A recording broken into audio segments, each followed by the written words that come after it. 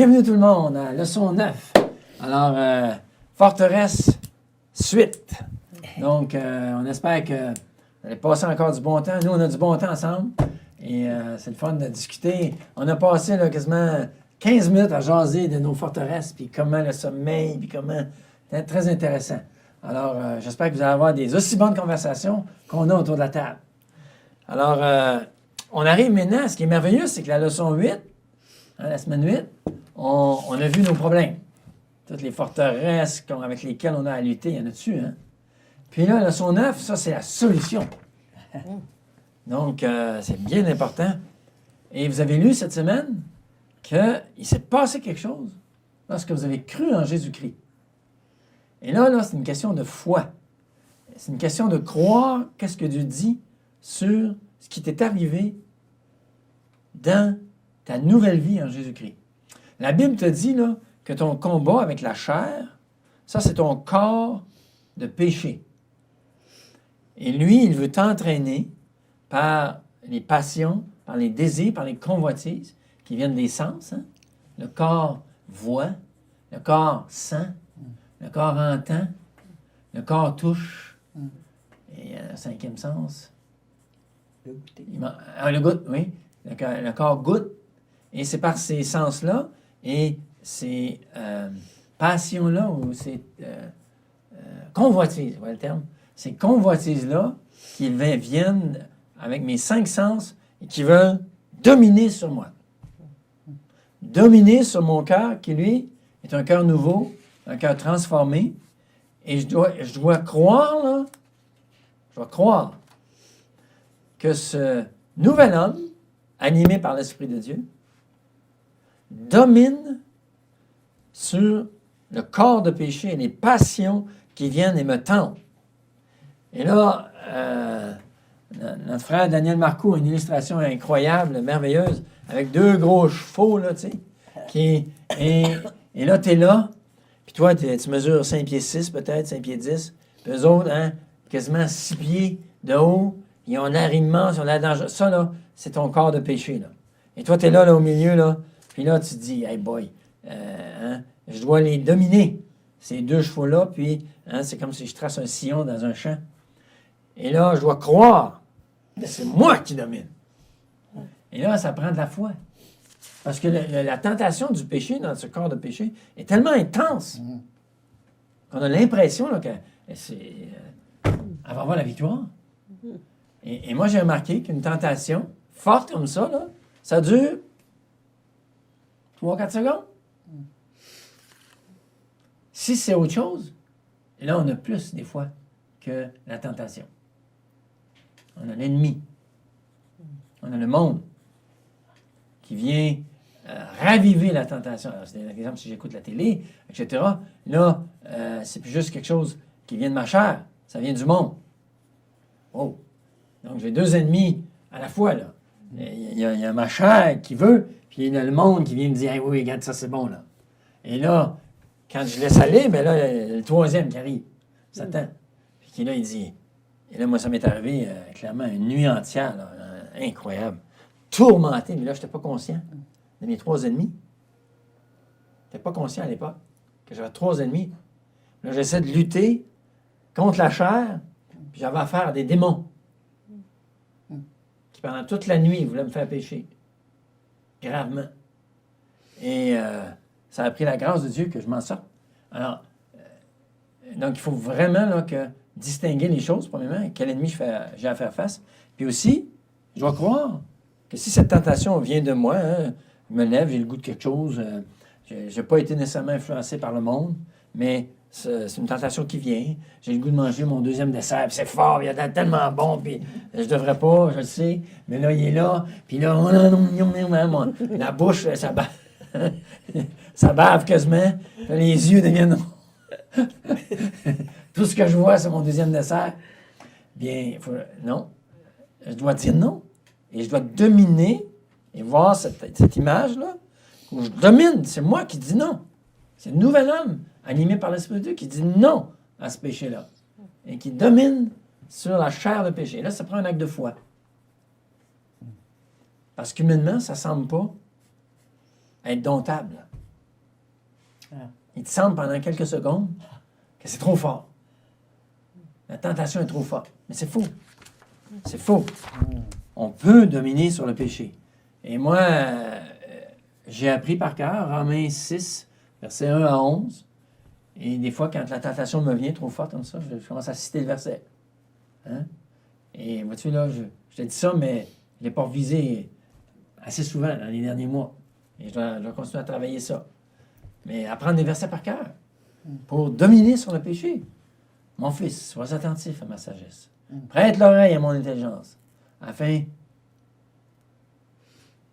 que tu suives mon instruction, car les lèvres de la courtisane. Vois-tu, j'en ai moins besoin maintenant. Mais pendant des années, Proverbe 5, sur la femme séduisante, je le méditais, je le lisais, puis là hein, elle est douce, mais elle est amère comme l'absinthe, aiguë comme une épée à deux tranches. Hein. Et là, tu t'imagines, hein? Tu vis en vidéo. Là, tu te vois trancher de tous bords, de tous côtés, là, avec des coups d'épée sur toi, le sang qui coule. Excusez, mesdames. Ça éloigne la tentation. Et je dis ça, mais particulièrement quand j'allais à la piscine. Je m'entraînais, tu sais. Évidemment, les femmes sont souvent dévêtues. Puis là, mon ami, j'étais Proverbe 5. Alors, donc, lutter, de croire qu'on peut dominer ce péché-là par la foi. Et notre deuxième jour, les forteresses, la rébellion. Ah! Ange, veux-tu vraiment obéir à Dieu? Hein? Est-ce que Dieu m'a dit telle chose à moi? Hein? Celui qui a eu des difficultés avec, exemple, l'alcool, il n'est pas capable de le maîtriser. Il se peut que Dieu lui demande de ne plus toucher à l'alcool de sa vie. Ou en tout cas, jusqu'à ce qu'il la maîtrise. Il faut faire attention, si Dieu te dit d'arrêter, de ne pas toucher à ça. Obéis. Obéis à l'Esprit de Dieu qui est en train de te dire que pour toi, plus question de faire ça. Et donc, Dieu m'a dit, dans un songe, que je n'avais pas compris, je ne mentionnerai pas c'est par rapport à quoi, mais Dieu m'avait dit dans un songe, j'avais eu un songe, puis il y avait... J'ai-tu raconté ça? Non? Il y avait comme des j'étais dans la nuit, là, puis c'était un rêve, mais ensuite j'ai compris que c'était un songe. La différence entre un rêve, c'est la chair. Le songe, c'est soit Dieu ou Satan. Puis, là, j'avais des petits animaux qui me montaient dessus, puis... Hey! Il était gentil, il était doux, il était amicaux, puis... Puis là, je les flattais comme ça. D'un coup, il y en a un qui me mord. Puis là, j'étais là dans la nuit, puis là, je me réveille. C'était clairement un avertissement du Seigneur. Tu touches à ça, Richard? Ce que je te dis de ne pas toucher, là? Ça va te mordre. Ça va te détruire. Ça va détruire ta vie. Et ça veut dire X. Fini. Fini. Et j'ai oublié au Seigneur, par la grâce de Dieu. Par son esprit. Non. Pour moi, c'est non. Moi. Un autre peut être très différent parce que lui, son contexte, son arrière-plan est différent. Donc, la rébellion. Et ça, c'est important. C'est tellement vital. Là. C'est quoi la différence entre Saül et David? Le roi Saül de l'Ancien Testament? L'orgueil. Ouais. Il était dans sa tête. Oui. Puis il se mentait. Hein? Dieu lui dit, tu vas faire ça, tu vas faire ça, tu vas faire ça. Ben ça, je l'ai fait. Puis il fallait que Dieu fasse un débat avec lui pour lui dire, non, regarde ce que tu as fait là. Tu m'as pas obéi, là. Tu dis au prophète Samuel que tu m'as obéi, mais c'est pas vrai, là.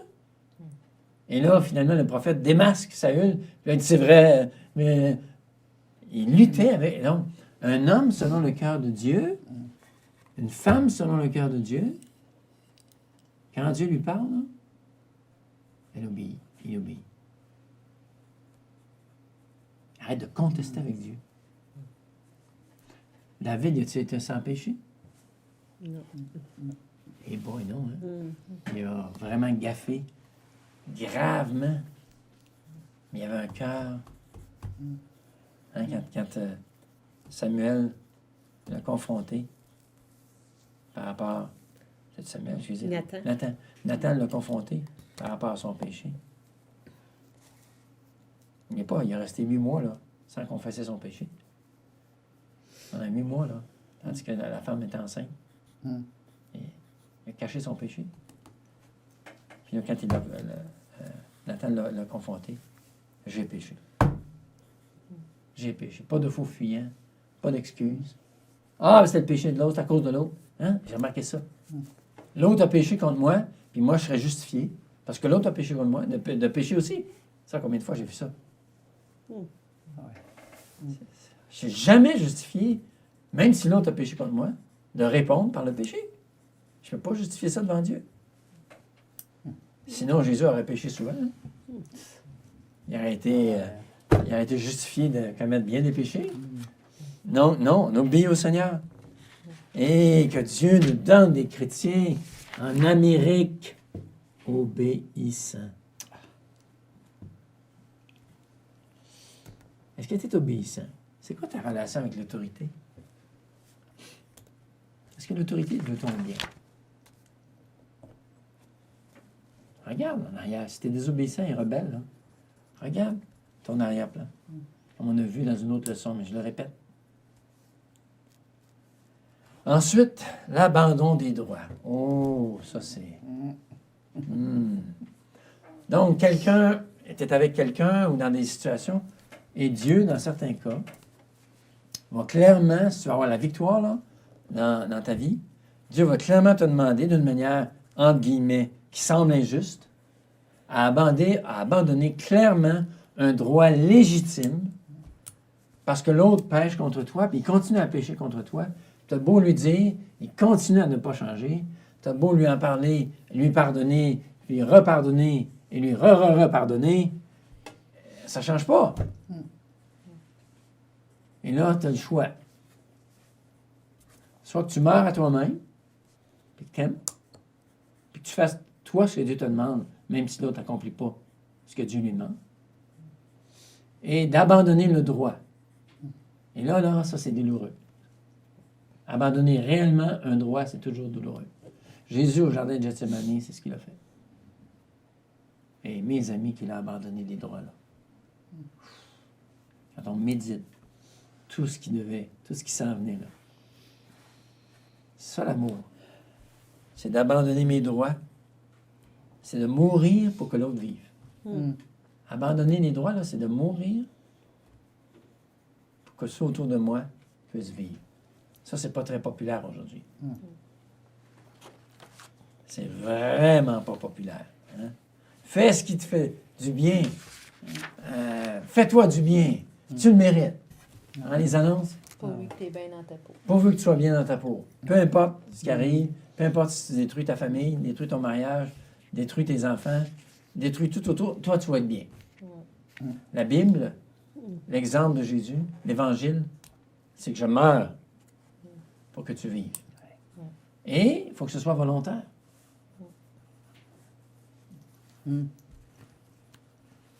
Quand Dieu te demande d'abandonner un droit, Dieu demanda à son Fils d'aller à la croix pour toi. Il lui a demandé. Il n'a pas obligé. Je donne ma vie et je la reprends, Jésus dit. Je donne ma vie et je la reprends. Je vais ressusciter. C'est volontaire. Je la donne. OK, Père. Maintenant, est-ce qu'il est allé en sautant de joie à la croix? Non. Quand il est allé au jardin de Gethsémani, c'est là, les grumeaux de sang. Le combat, l'injustice, c'est moi qui paye pour tous ces gens-là. Toute cette humanité-là qui s'est révoltée contre toi. Ils mériteraient le jugement, ils mériteraient d'aller en enfer. Et c'est moi qui paye. Non, je veux pas. Non pas ma volonté, mais la tienne. Obéissance. Si tu n'as pas réglé le problème d'obéissance, tu n'abandonneras jamais tes droits. Je répète ça. Si tu n'as pas réglé le problème de l'obéissance à Dieu, quand Dieu va te demander d'abandonner tes droits, tu vas fuir. Et les autres vont mourir. Au lieu de vivre. C'est vrai ce que je dis là. Les autres vont mourir autour de toi. Ce ne sera pas la vie. Ça va être la mort autour de toi. Si tu es prêt à mourir, si le grain de blé ne meurt, il reste seul. Mais s'il meurt, il porte beaucoup de fruits. Amen. Ça, c'est le plan de Dieu. Mais il y a des gros mots qui sortent. Hein? Les conflits d'opinion. Ah, mon ami. Hein? Donc, dans le domaine de la liberté. Donc, il peut y avoir toutes sortes de conflits. Tu as vu, hein? La différence entre le libertin, le fort, le faible, puis le légaliste. On voit que le libertin puis le légaliste, c'est deux approches non bibliques. Le fort et le faible, c'est deux attitudes de notre caractère, de notre arrière-plan qui pourraient être acceptables, à moins qu'on aille dans les tendances inacceptables. Et donc, dans l'Église, il va y avoir des forts et des faibles. Le fort, je le répète parce que des fois, les gens ont de la misère à comprendre. Le fort, c'est celui qui a l'impression, lui... non, excusez. Le faible est celui qui a l'impression... Il se sent restreint dans certains domaines, puis il a l'impression, des fois, qu'il est correct. Il tombe dans le légalisme, souvent. Hein? Parce que, exemple, moi, je ne prends pas d'alcool, puis je suis un chrétien obéissant, puis je suis un homme de Dieu, puis toi, tu prends de la boisson. Ah ben, c'est quel chrétien charnel que t'es, ça n'a pas de bon sens. Donc, lui, il se pense fort. Mais en fait, c'est un faible qui est devenu légaliste. Dans le sens, le faible, c'est celui qui ne connaît pas pleinement sa liberté, ses droits en tant que chrétien. Que oui, il y a une place pour prendre la boisson, si je la maîtrise. Il y a une place pour toutes sortes d'écouter une émission. Puis, d'après moi, elle est correcte. Ça ne m'amène pas dans le péché, ça ne m'amène pas à des pensées non bibliques. Attention, par exemple. Ça peut tomber dans le libertinage. Là où je connais ma liberté, moi, je suis un chrétien libre. Puis, je fais de ma liberté ce que je veux. Et je me tiens toujours dans la zone grise. Tu sais? C'est pas péché, mais ça me travaille. Hein? Le libertin, il va se tenir toujours dans la zone grise. C'est fatigant. Il est toujours en train de négocier avec Dieu. Puis là, il se tient toujours. Et là, il se fait brûler. Ça, c'est sûr, là. Il se fait brûler. Je me souviens... quelle histoire triste. Un jeune qui vivait comme ça, puis... quelle fin tragique. Quelle fin tragique. C'est triste. Sa liberté l'a amené littéralement à la mort. Sa liberté l'a amené littéralement à la mort. Donc, le fort et le faible. As-tu une tendance fort ou faible? Vous comprenez bien la différence? Le fort, il connaît sa liberté, il sait ses droits, mais il ne va pas vers le libertinage. Et le fort, qui est vraiment fort, il va reconnaître que l'autre est faible, mais il va agir avec amour envers lui. Pour pas être une pierre d'achoppement. Tandis que le faible, lui, des fois, il va avoir des tendances à une conscience très, très sensible, même dans les domaines où la Bible lui donne une liberté. Mais le point important, c'est que le faible doit obéir à sa conscience. Hein?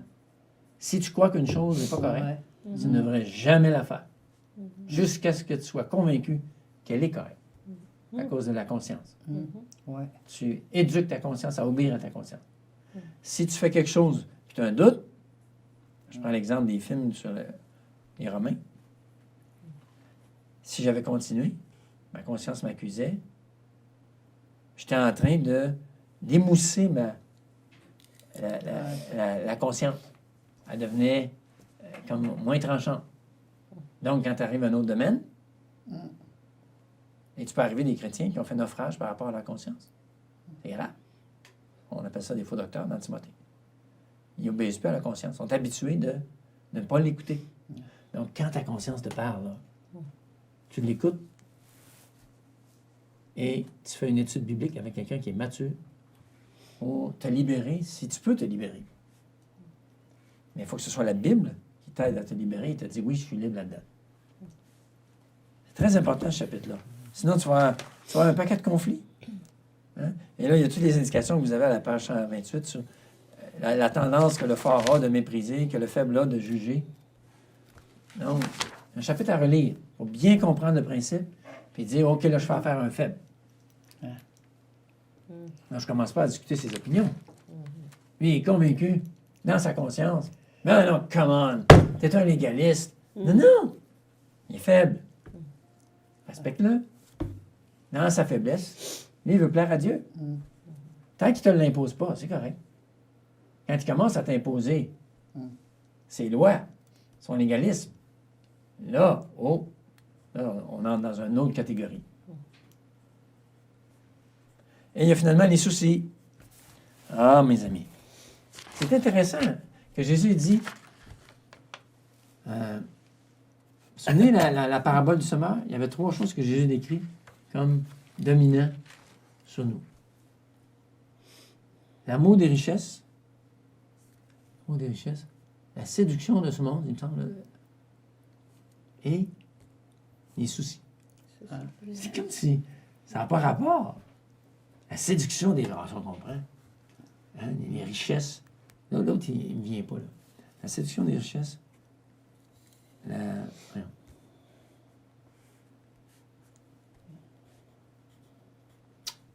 Mais l'autre, on conclurait tout le monde. Ah oui, ça, c'est pas correct. C'est vraiment clairement pas correct. Mais c'est comme si on met les soucis que Jésus met sur un pied d'égalité aux 2 autres, comme étant une autre catégorie. C'est comme les soucis, c'est moins grave que quelqu'un qui est pogné avec l'argent. Mais Jésus est en train de dire que ça détruit là, la vie spirituelle. Il y en a-tu des choses pour lesquelles on se soucie? Hein? Ça n'a pas de bon sens. Tu te lèves et tu penses à ça, mais là, le budget, là, peut-être ça te soucie un peu. Là, ensuite, tu te lèves et là, tu penses à ta fille qui a un examen. Puis là, peut-être que j'espère qu'elle va le passer. Puis là, tu commences à t'inquiéter de ça un petit peu. Puis là, ça, tu continues, là, puis tu as des problèmes de santé un peu. Là, tu penses à ça aussi un petit peu. Puis là, tu continues. Puis là, à la fin de la journée, là, hey, mon ami, tu as passé bien du temps à penser. Puis là, dans la nuit, hein, il y a 2 nuits. Là, ah, Seigneur, il y a tel chrétien, là, mon ami. Je lui parle. Puis je n'ai pas parlé. Là, puis donne-moi l'occasion de lui en parler. Là. Mais c'est correct. Il y a une place où ça, c'est correct. Mais ça m'a tenu réveillé. Fait que là, il a fallu que j'aille devant le Seigneur, lui parler de ça. Seigneur, il y a ça, il y a ça, il y a ça, il y a ça. Ne vous inquiétez de rien. Mais en toutes choses, faites connaître à Dieu aux besoins. Par des prières. Non. Ah oui, par des prières, des actions. Non. Par des actions de grâce, des prières. Des supplications. Non, mais il y a l'action de grâce aussi. Par des actions de grâce, des prières, des supplications. Et la paix de Dieu, qui surpasse toute intelligence. Hein? Et la paix de Dieu. Des fois, moi, c'est juste un verset. Comme là, cette nuit-là, Dieu m'a donné un verset. C'était... Il les gardait toute la journée après. Chaque fois qu'un souci venait, je le résistais. Il couvre ma tête. Il me couvre la tête. C'est des psaumes, il me semble, 140. Quelque chose de genre. Je n'arrive pas à le retrouver, ça serait facile de le retrouver, là. Mais il me couvrait la tête. Fait que là, Seigneur, mes pensées, là, ils s'affolent. Viens, tu me prends. Ah, il me sauve en me couvrant la tête. Donc, c'est une image du combat. Tu es au combat, puis là, tu batailles. Puis là, tes pensées. Alors, donc, dans le combat spirituel, tes pensées, hein, c'est fort. Comment l'ennemi vient nous attaquer. Donc, Dieu me dit, je te couvre la tête, Richard. Puis là, je me sens endormi, ça, tu me couvres la tête. OK. Et je me sens endormi. Ça marche. Wow. Donc, Dieu va te donner un passage. Moi, il fait constamment.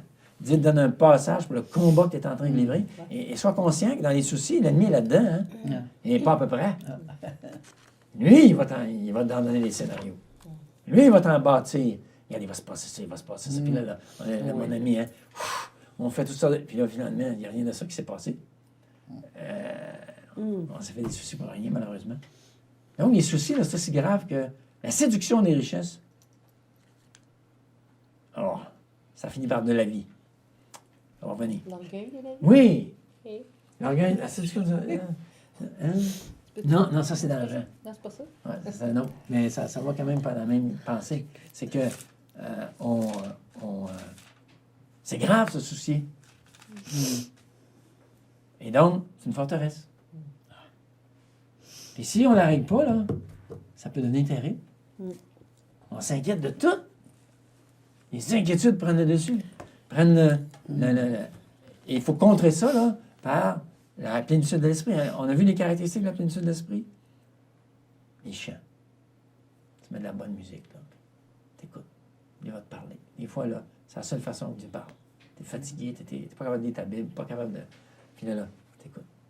Ça fait du bien. Ensuite, la plénitude de l'esprit, hein. Rendre grâce en toutes choses. Seigneur, je te prie, je te remercie pour cette situation. Je te remercie que tu vas t'en occuper. Je te remercie, Seigneur, pour la situation, puis tu éprouves ma foi, puis tu t'en occupes. Seigneur, je te rends grâce en toutes choses, Seigneur. Merci pour cette situation. Merci. Ensuite, il dit, soumettez-vous les uns les autres dans la crainte, dans les relations interpersonnelles. Seigneur, OK, s'il y a quelque chose qui, dans mes relations avec mon mari, avec mes enfants, avec les membres, tout est correct. Seigneur, oui, OK. Seigneur, remplis-moi de ton esprit. Et là, la paix revient, la joie revient, la plénitude de l'esprit revient. Et ça fonctionne. Alors, bon combat, forteresse 2. Hein? Donc, tiens ton épée et discutez là-dessus. Là, vous avez tellement de choses à discuter, je suis certain. Que Dieu vous bénisse et vous remplisse de son esprit. Merci. Amen.